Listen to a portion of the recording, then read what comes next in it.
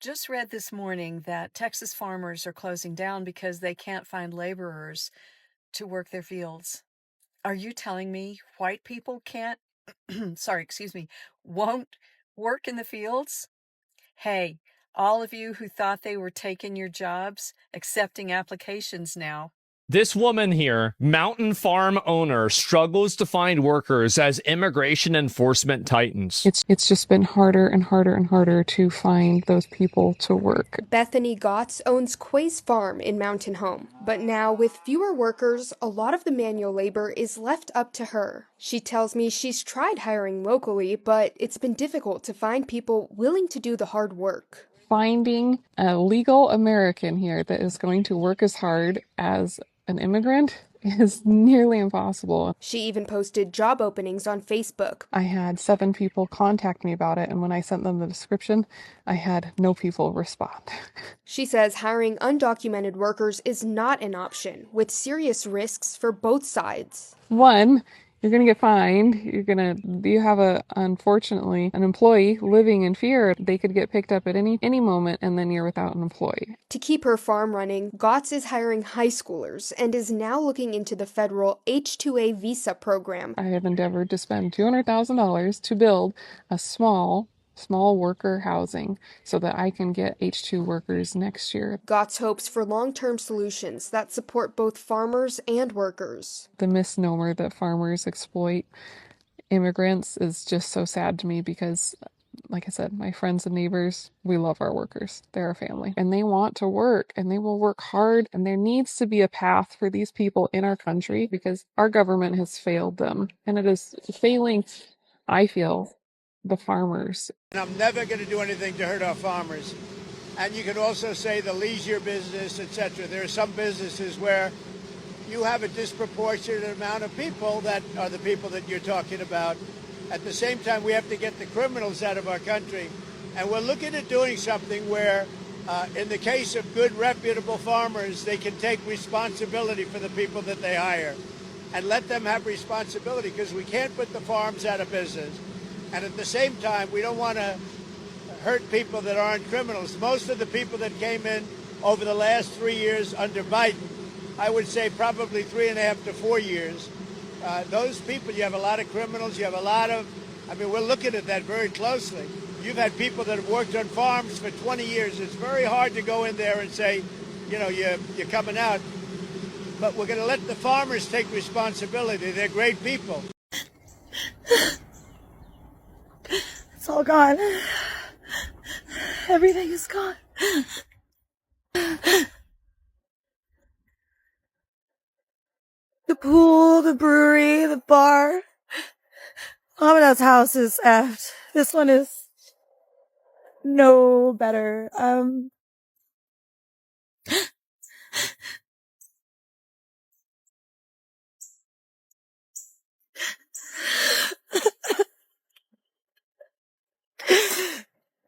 Everyone's alive.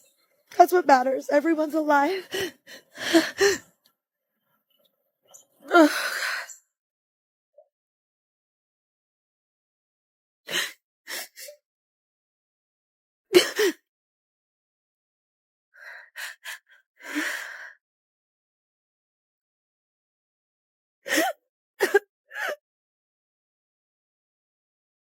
Texas farms shut down after almost 100 of workforce vanishes overnight. Dozens of Texas farms shut down overnight. Why? Because 100% of the workforce has vanished. It's not a mystery. They haven't gone missing. They've left because of immigration raids and policies that treat the people that grow our food, even the ones with work permits, like criminals. No workers means no harvest. Do you think food's expensive now? Just wait. And this isn't just a Texas issue. It's your dinner table, your kids' school lunch, your grocery bill, your local farmer's market. You want America first? Well, guess what? America just ran out of farm workers. And it turns out crops don't pick themselves. We've arrested, detained, or deported the workforce. And now we don't have enough food. There aren't enough people to take care of the livestock either. Guess what? Cows don't feed themselves. Chickens can't clean their own pens. And then they get sick and they die. And there goes your milk, your eggs, and your cheeseburger. This is what happens when we let people write policy who haven't worked a day in their life, especially on a farm, but they never miss a steak dinner. We need migrant workers. We need labor protections for the migrant workers. If the workforce continues to disappear, so will all the food on your plates. Now they are crying. They are crying. They are begging for help. Listen to what this one is saying. Farms are closing. That means Oh no, this is so sad. There are a bunch of white Texas farmers who are losing their farms right now. Because guess what? 100% of their workforce vanished. Wow. So all those people, who got eyes caught on them, they were working on the farms. So now that they're gone, they cannot sustain the farms. You know what's crazy about this video? Because I talked about this like 2 months ago when Trump brought over all these South Afrikaners, farm people, where we find out that they were not really even farmers. And I was talking about this and found out that a few of our dear white farmers here had started losing their farms because of promises that were made to them and was not kept by this administration. So now it's trickling down to some other farmers because now their workforce, they're gone. And I was seeing somewhere where somebody came over, and it was a Caucasian man. He came over from Twitter and he was like, y'all, a lot of these farmers, white farmers, they thought that black people were going to come and work for their farms. There's a lot going on in this country right now. Us heading into possibly World War II. But this is a conversation just to kind of talk about right now that people are kind of seeing I guess what's the word? I can't even find the word, but the decisions that they made, they are coming back to hunt them. Let's just say that. So sorry to hear this, but yeah. So I do hope that some of these Native Americans that did lose their lands, that they do get back some of these farms that are being lost.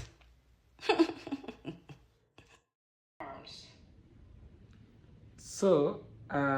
Most of the white people thought that black farmers, they will come back and work at their farms. And remember, Trump deported them. He calls them illegal immigrants. Yet they were supporting the economy. Now no one to work at the farm. So that means everything is going to skyrocket. The groceries, everything.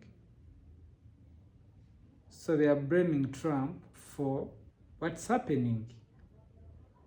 There's a creator here. She's saying that she doesn't care about those who are regretting why they voted for Trump, why they are facing labor shortage. Let us hear what she's saying. Regarding all these farmers that are now crying about possibly losing their farms because they voted for Trump, this is why you absolutely should not feel bad for any of these farmers that voted for Trump. Now, the ones that didn't vote, yes, feel sorry for them, go support them, do whatever you need to do. But the ones that voted for Trump, do not feel sorry for them, and let me tell you why. I am a builder, and I've been building shit in Oklahoma City going on like 20 years now, and farmers are not stupid. If you have the ability to manage a farm and understand the weather, the climate, your machinery, the chemistry that goes into your crops, you are not a stupid person. You're just not. And especially when you come from generational farming, you have the ability to look ahead and predict what you need to survive. And so when you have two candidates where you have Kamala Harris on one side giving you a whole fucking list of shit that she's going to do for you and make your life better. And then you have Trump on the other side who can't even come out with a normal sounding sentence, and you still vote for that guy, and you are a farmer. You are either racist or sexist or both.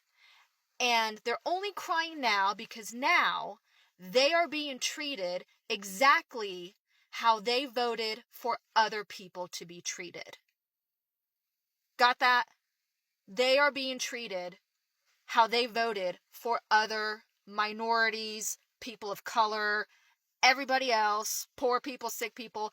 That's how they voted for other people to be treated. And now they're the ones being treated that way by losing their livelihood, their homes, their income, their farms. So do not feel sorry for them. This is exactly what they had coming. This is breaking news. Texas farmers are sounding the alarm on this tariff war. And in more breaking news, nobody cares. Yeah, I don't know if it's just me or maybe it's some of you too, but as far as farmers sounding the alarm, I don't care. I have to admit, I don't care at all, because the last time Donald Trump was president, 100,000 farmers across the country lost their farms. Yeah. So overwhelmingly, farmers voted for this man again, knowing full well of his history the last time he was president. So from me to you, farmers, I don't care. I don't care how bad things get for you. I don't care if you lose your farm. I don't care if I don't care. At least I don't care to hear about it. I really don't. Because this is exactly what you voted for.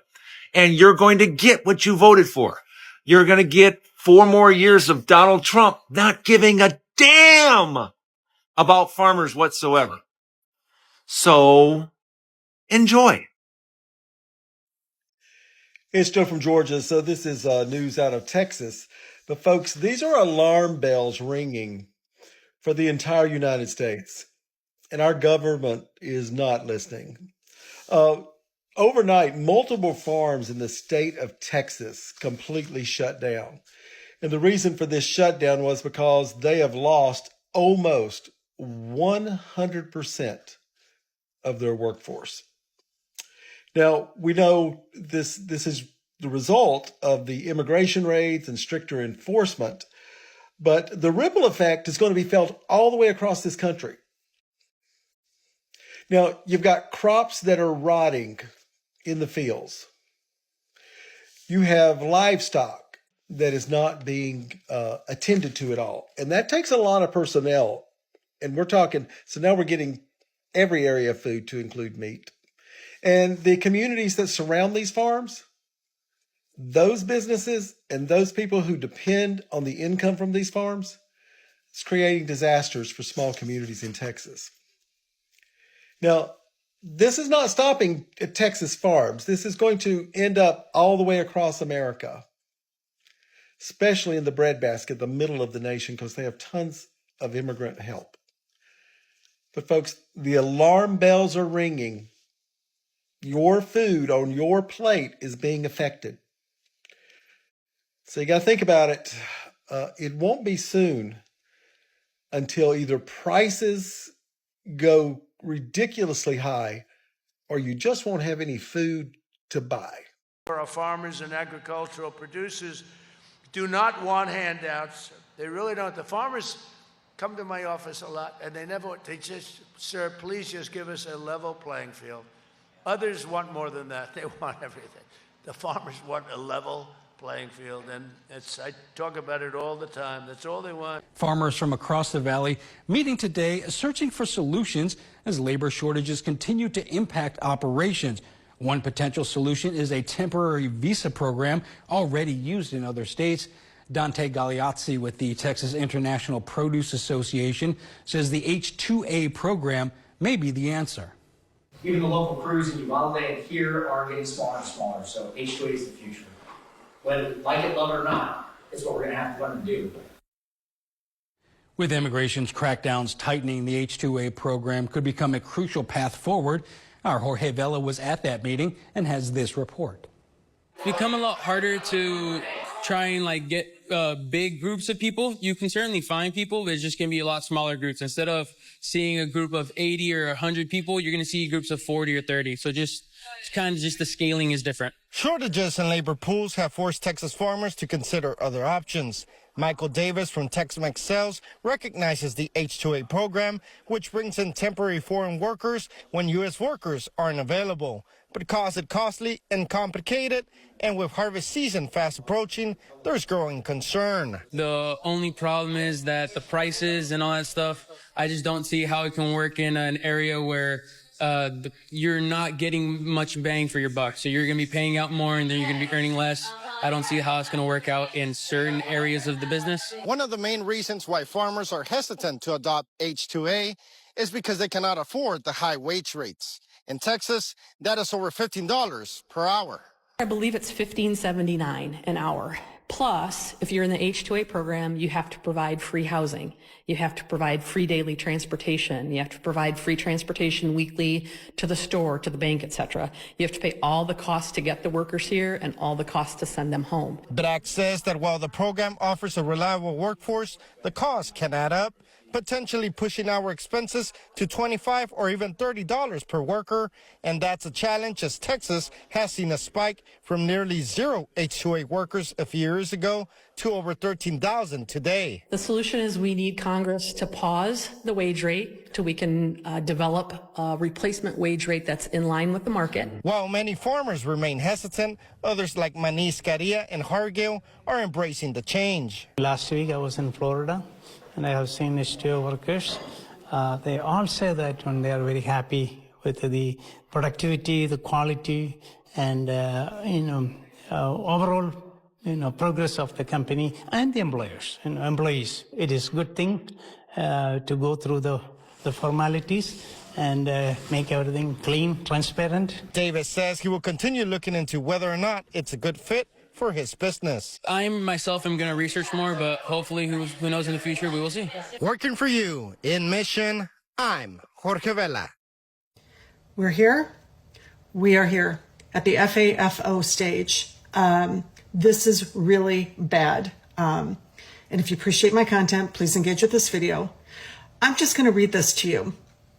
Multiple Texas farms shut down after almost 100% of workforce vanishes overnight.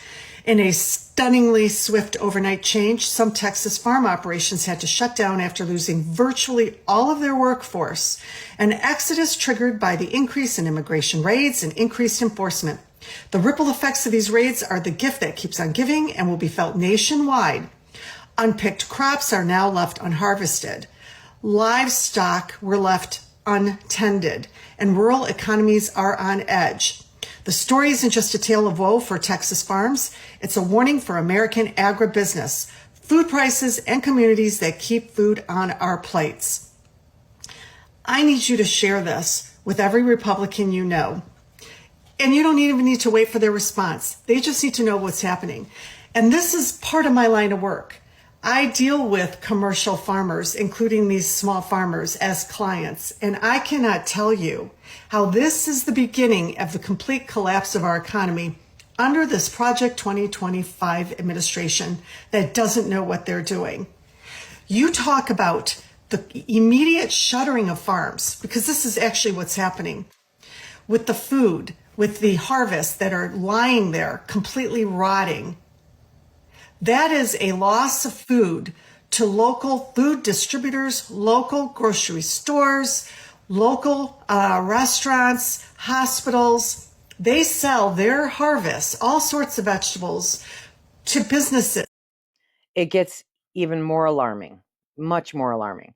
In the South, which grows a significant portion of the fruits, vegetables, cotton, rice, and peanuts that Americans eat, nearly 80% of farmers cannot afford sufficient fertilizer. 8 out of 10 cannot do it.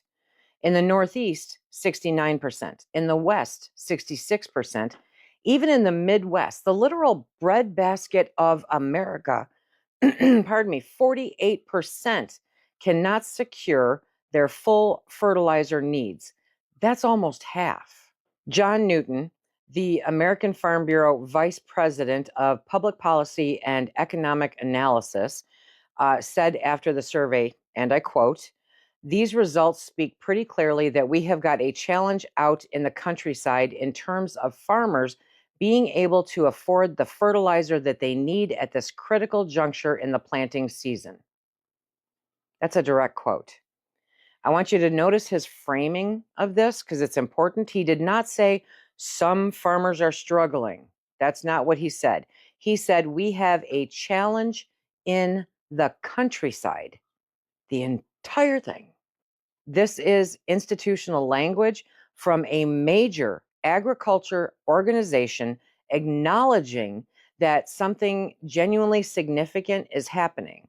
Now, let me get specific, if I can, about which crops are most affected, because this is where it becomes very real in your grocery cart, and that's what we need to focus on.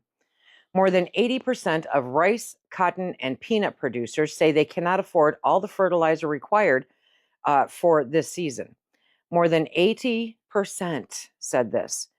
These crops are grown overwhelmingly in the South and Southeast, the region with both the highest fertilizer unaffordability and the lowest rate of pre-booking. What does this mean in practical, terms that anybody can understand? Rice is in your pantry, it's in your sushi, it's in your baby food. Peanuts are in your peanut butter, obviously. Cotton affects the food processing industry through cottonseed oil. These are not peripheral crops. These are staples. They are super important. And then there's corn. Yeah, corn costs approximately $5 a bushel to produce right now. The USDA projects it will sell for $4.20. Even if you don't do math, you know that doesn't work, okay?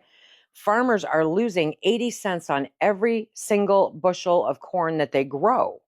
Then there's soybeans. Soybeans cost $12.27 per bushel to produce and are expected to sell for, here's the math again, $10.30. That's another loss. Farm Bureau President Zippy Duvall called this generational headwinds for American agriculture at a press briefing on April 14th. He has been in agriculture for decades. That is not language that he would ever use casually. Now, I want to make sure that you understand that this fertilizer crisis is landing on an agriculture sector that was already under extraordinary, just mind-boggling financial stress before any of this happened. So you're just layering problems here. Today, U.S. farm debt in 2026 is projected to reach a record $624.7 billion with a B, according to the USDA.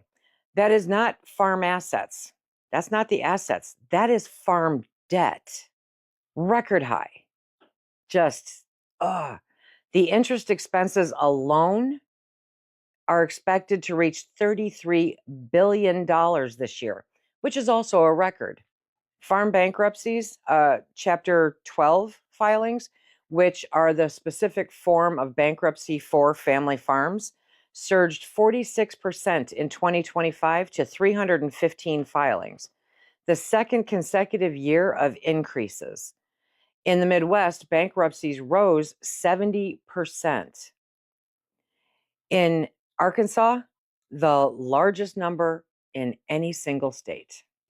Farm Aid, the nonprofit organization that has tracked the farm economy for decades, stated plainly in a recent report, we are experiencing a new farm crisis. You see, the farmers are very happy.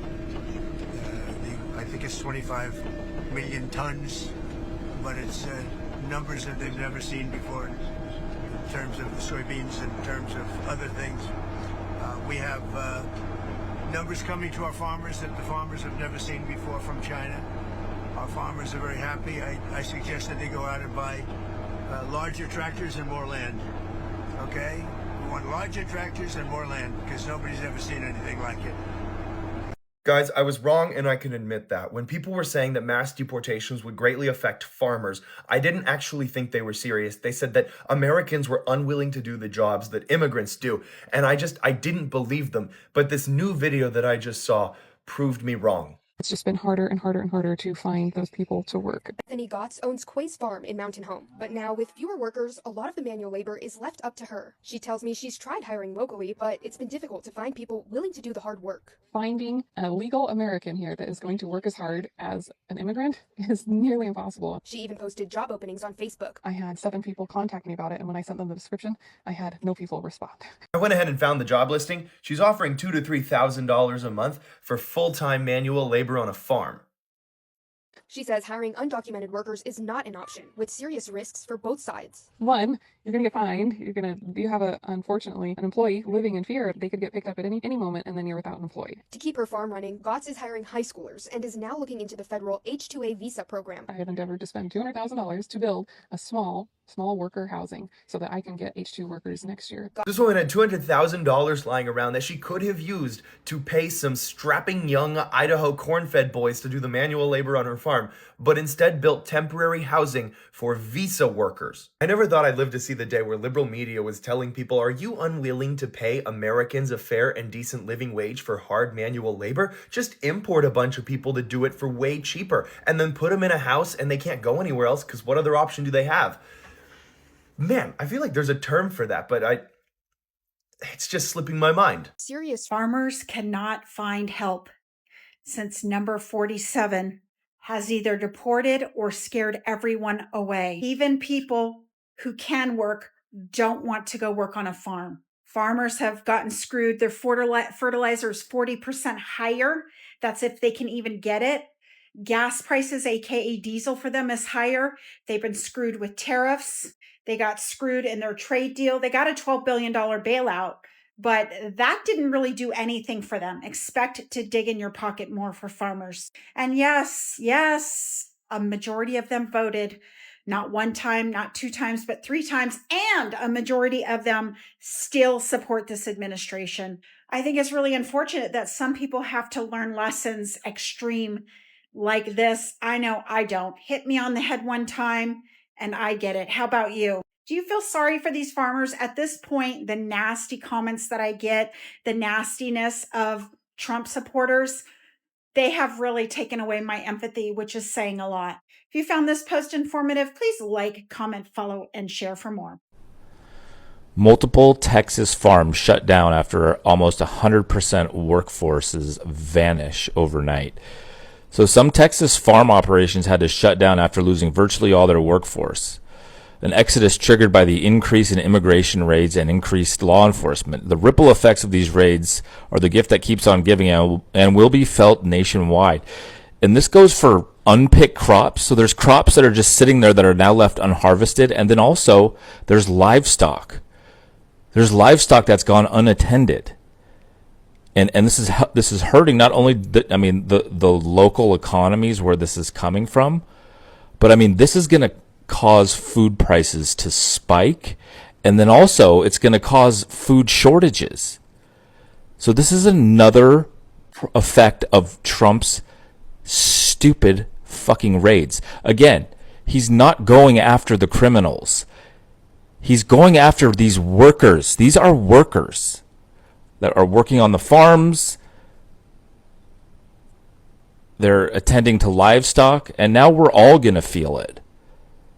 And these businesses, these farmers, farmers are generally not liberals. They are fucking pissed. And a lot of them had to shut down. This is all because of Trump and his fucking racism. My name is Russell Baining. My family and I farm right south of San Antonio. We're buying nitrogen right now. And it's about 40% higher than it was, 2 or 3 months ago, before the conflict. Let's just say that. I'm Lance Lillibridge from Benton County, Iowa. We booked most of our fertilizer before the conflict in Iran. However, some of it we did not because it was too expensive. We're probably going to go without that particular nutrient on our crop this year. A lot of other farmers are doing the same thing. My name is Matt Frostick. I have a crop and livestock operation in Michigan. In January, we were looking at nitrogen for about $350 a ton. Today, that number is bouncing around $600. Steve Turner, I'm a farmer in northwest Illinois, located about 40 miles northwest of Springfield. We've got a lot of our inputs paid for, but I'm afraid we're going to be looking at some elevated prices for a while. There's people saying, well, there's 80% of the fertilizer has already been purchased for this year's crop. And we actually heard that figure from USDA. Even if 80% is pre-purchased and the other 20% goes up 50% or more, it can still be a pretty good hit for you. The reality is we're not breaking even. We didn't break even the last 2 years. With the increases in the input prices, there are no margins. They appear to be zero at this point. It's just not the fertilizer; it's going to be the fuel end of this thing. And I know everybody's experiencing that right now with the elevated fuel prices. You know, I always say if gas and diesel go up, if oil goes up, everything else is going to follow in some form or fashion. As fuel becomes expensive and it's hard to produce that crop or costs more to produce and transport that crop, it all kind of equates to higher prices. So much of growing a crop is out of our control, and we can only manage certain things. When the prices of these inputs become so high, what do we do? I don't know. And I don't think anybody's got a wonderful answer to it. Well, when it comes to policy, I mean, frustration might be a little bit of a strong word. There's maybe anxiety, I mean, even before the conflict. You know, let's be honest about it. Tariffs have caused the price of our inputs to increase. If you want to look at it from the 30,000-foot view, agriculture pretty much still trusts this administration. That's still what I hear. When you look at the Strait of Hormuz, we've got to have shipments out of there. And I think anything, whether it's our U.S. Navy or whatever it is, to stabilize that region, to get shipments out of there, because we were already fighting record inflation and a price squeeze already. And this is just, more on it right there. For more on the impact of this fertilizer shortage, we turn now to Caitlin Welsh. She's the director of the Global Food and Water Security Program at the Center for Strategic and International Studies. Welcome back to the program. It's good to have you. Thanks for having me. So the Strait of Hormuz has been closed now for longer than a month. How critical is it for global fertilizer supply? Very critical, and for a number of reasons. First of all, because the Gulf is responsible for production of a significant amount of major fertilizer types, being the top exporter of some major types of nitrogen fertilizer and phosphate fertilizer. The Gulf is also responsible for significant proportions of exports of inputs to fertilizers as well, liquefied natural gas and sulfur. And combined, both the restrictions on exports to fertilizer and inputs to fertilizer has caused the price spikes we just heard about. We'll say more about that. What has it meant for prices and availability? Yeah, the prices of all fertilizers are increasing, whether or not they're exported from the Gulf. And the prices of nitrogen-based fertilizer, particularly, like some of the ones we just heard the farmers reference. One type of nitrogen fertilizer has increased by 45 to 50% month on month. And what that means for farmers right now, as you mentioned in the spring planting season, a lot of farmers are faced with high prices. Some farmers, in fact, most farmers in the United States had already secured the fertilizer they needed for this planting season beforehand, but those who didn't, who needed to purchase fertilizer in global markets and were exposed to those high prices. When that happens, farmers have to make choices. They plant less crops, they apply less fertilizer, or they switch the crops that they plant. All of those have long-term effects. Globally, what are the biggest risks if this disruption continues? So biggest risks come in two categories. One is risks from high fertilizer prices. Those risks change depending on the time horizon of this war. The nature of the countries affected and how they're affected changes. When you look at the countries that were importers of the products that I mentioned, the final fertilizer products and the inputs to fertilizers, those include some of the world's major agricultural producers and exporters. So potentially many really important countries on ag markets could be affected. Alongside a lot of countries that are food insecure could also be affected. But the other category of impacts comes actually through a different channel, which is high energy prices. And it's actually through high energy prices that we're expecting to see high food prices in the short term in the U.S. and around the world. If the Strait were to reopen tomorrow, how quickly could the supply recover? Weeks to months, likely. Really? Months? Mainly because liquefied natural gas is one of the most important inputs to nitrogen fertilizer. And what we've seen are intentional attacks on LNG production facilities. So the duration of time it takes to get those facilities back online is going to affect how long it's going to take to get fertilizer prices back to normal. There are comparisons to the 2022 disruption after Russia's invasion of Ukraine. Is that a fair comparison? Yes and no. It's a fair comparison in that major commodities are affected in both scenarios, and the timing was very, very similar, almost to the day. In the case of Russia's invasion of Ukraine, you had fertilizers and fuel and food exports affected. In the case of this war with Iran, you have fertilizers and fuel affected mainly. With Russia's invasion of Ukraine, because millions of tons of grains were effectively locked in Ukraine's ports immediately after the invasion, that's why you saw global food prices spike to a historic high within a matter of weeks. In this case, again, it will take some time to see the impacts of high fertilizer prices on agriculture markets and food prices, but in the near term is high energy prices that are driving food prices higher globally. We saw the first report of the UN Food and Agriculture Organization out just a few days ago, looking at prices in March. The price of all major ag commodities had increased. Well, that was my next question for you. We talked about the impact on these farmers, but for regular consumers, I hear you say that we might not see the price increases for, what, a couple more weeks? A couple more weeks. I'll be looking for the Consumer Price Index report from the U.S. Out in a matter of days. I'll be watching for subsequent reports from the UN Food and Agriculture Organization.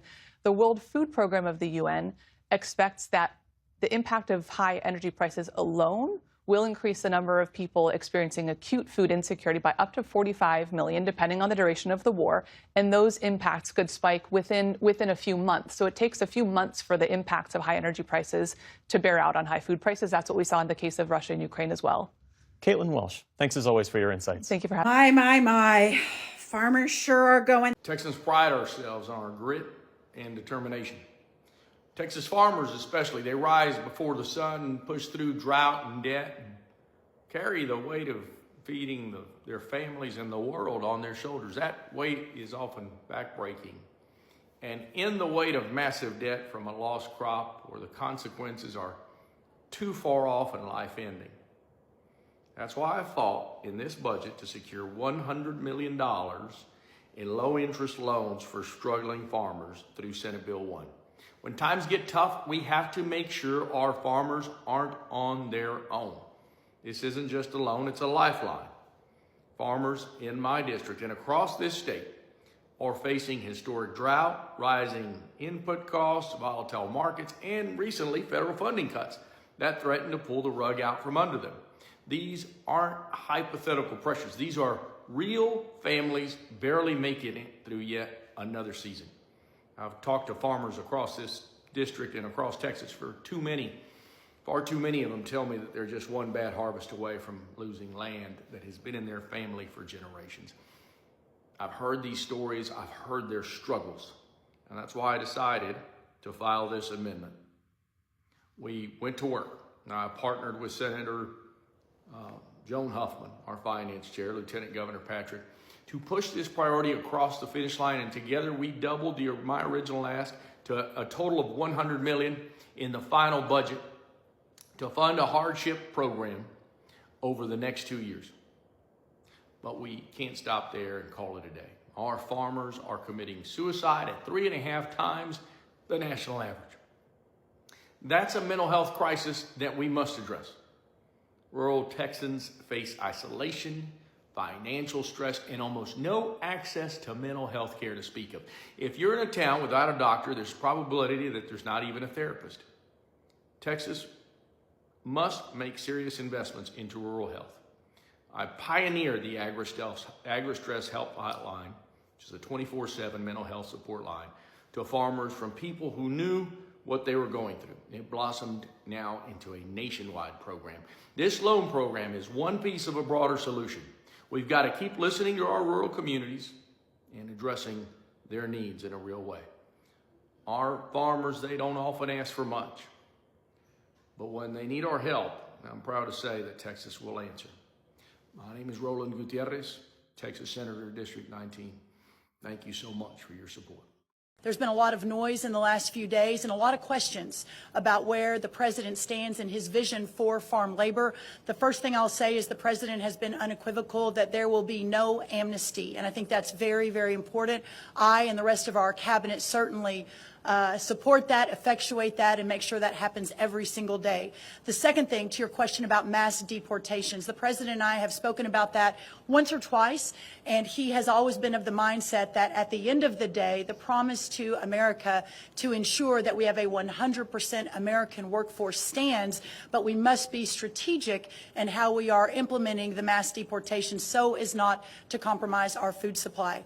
Ultimately, the answer on this is automation, also some reform within the current governing structure. And then also, when you think about, there are 34 million able-bodied adults in our Medicaid program.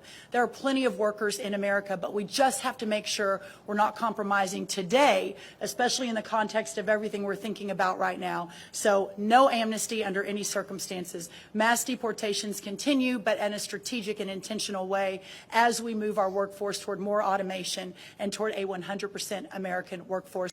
Immigrants, migrant workers, whether documented or undocumented, are afraid to go to work each day because they're afraid to be detained illegally by ICE agents for a duration of time or just deported out of the country without due process. And nothing is showing that more than this right here. That's right, because farms in Texas have now started to shut down because they don't have the workforce to actually maintain the farms. That's right. So the food that we get and all of the livestock produce that we get, everything is starting to stop. Why? Because we don't have people to actually go and work these farms. And I'm pretty sure that the, Jenny Craig type 2 diabetes American citizens that are sitting around complaining about the immigrants aren't going to get up and start working on the farms anytime soon. So while they're all sitting here pointing their fingers about how immigrants and migrant workers are criminals, the food that we're supposed to be getting from all of these farms is now sitting there rotting. All of the animals that were supposed to be turned into... I'm out here at a ranch just east of La Pryor, Texas, here in District 19. Behind me, you can see a little over 100 head of cattle. It's farmers and ranchers like this that make up our rural community in Texas. Some years ago, I passed an amendment to allow what is now called the Agri-Stress Hotline. I got Republicans to vote for that thing. That program is now helping farmers and ranchers in over 34 states that have emulated the program and joined a compact with the state of Texas. That's a program that Sid Miller's done very well with. That's an amendment that I created. Just very recently, in this last budget, Elon Musk cut $25 billion out of our farm programs that would have had farmers and ranchers create food for our schools or poor schools. That program was dozed by Elon Musk and Donald Trump. On budget night, I added $50 million, and over the course of the negotiations of that budget, we added another $50 million for a total of $100 million in a microloan program for our farmers. All of those programs came to me because one of my constituents lost her father when he killed himself because he couldn't handle the pressure of trying to make ends meet. He lost the family farm, you see. We have to understand that people in our rural communities are hurting in a very big way. We're hurting everywhere, in small towns and in large cities alike. We've got to be able to push forward policies that help all of us, not just the millionaires and the billionaires. We deserve leaders that are going to go out there and try to help everybody in our community. I appreciate your support through these years. We're going to keep fighting for you. Farms in Texas shut down because nearly 100% of workers disappeared overnight. Multiple farms across Texas have been forced to halt operations after nearly their entire workforce vanished in a single night. The cause? A wave of ICE immigration raids that have sparked fear among farm laborers, many of whom are undocumented or fear being mistakenly targeted. Farmers like Nick Billman in Donna, Texas, say they've had 0 workers show up for days. Even those with legal status are staying away, terrified of being caught up in the sweeps. Without laborers to plant, harvest, or maintain the land. Some farms are shutting down completely. This isn't just a local issue, it's a national food supply concern. The Texas Farm Bureau is calling for urgent immigration reform to stabilize the agricultural workforce and protect the future of American farming. This is what happens when you implement policies without researching and giving proper analysis to the potential consequences. Should immigration policies be paused to protect our food supply? Or perhaps the policy should concentrate on removing criminals, as it was stated initially. Drop your thoughts in the comments and follow for more real world breakdowns.